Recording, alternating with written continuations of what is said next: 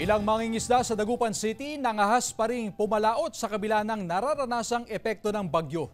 Tutukan natin yan sa live report ni Claire Lacanilaw Dungca. Claire? Chris, makulimlim na panahon at pabugso-bugsong bus ng ulan ang nararanasan dito sa Dagupan City. Ngayong nakataas pa rin sa signal number 1 ang buong probinsya ng Pangasinan, bunsod ng Super Typhoon Julian. Sa kabila ng matataas na alon sa dagat, may ilang mangingisda ng Barangay Bunuan Gasset, Dagupan City ang nangahas pa ring pumalaot. Ilang araw na kasi silang hindi nakakapalaot dulot ng pag-uulan. Ayon sa ilang mangingisda, wala na silang kita na maiuuwi sa kanilang pamilya kung hindi pa sila pumalaot. Hindi namin inisip yung bagyo, basta importante, makakuha kami ng pang-ulam na kakain sa talong araw, isang beses.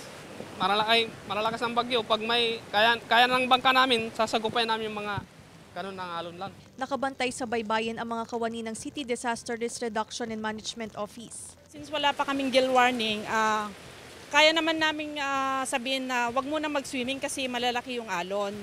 Ayon sa Pag-asa, patuloy pa rin makararanas ng light to moderate rainfall ang Pangasinan na dulot ng bagyong Julian. Dito sa Pangasinan, sana naman natin na siyempre papasok ulit yung kabagat. So makakaroon tayo na ma-cloudy na naman na masungit ng panahon natin, lalong-lalo na pagsapit ng hapon at gabi. So makakaranas pa rin tayo ng light to moderate rains. Paalala naman ng otoridad, lalo na sa mga mangingisda na huwag munang pumalaot sa karagatan at huwag munang maligo sa baybayin ngayong nararanasan pa rin ang pag-uulan bunsod ng bagyong Julian. Chris. Maraming salamat, Claire Lacanilaw Dungca.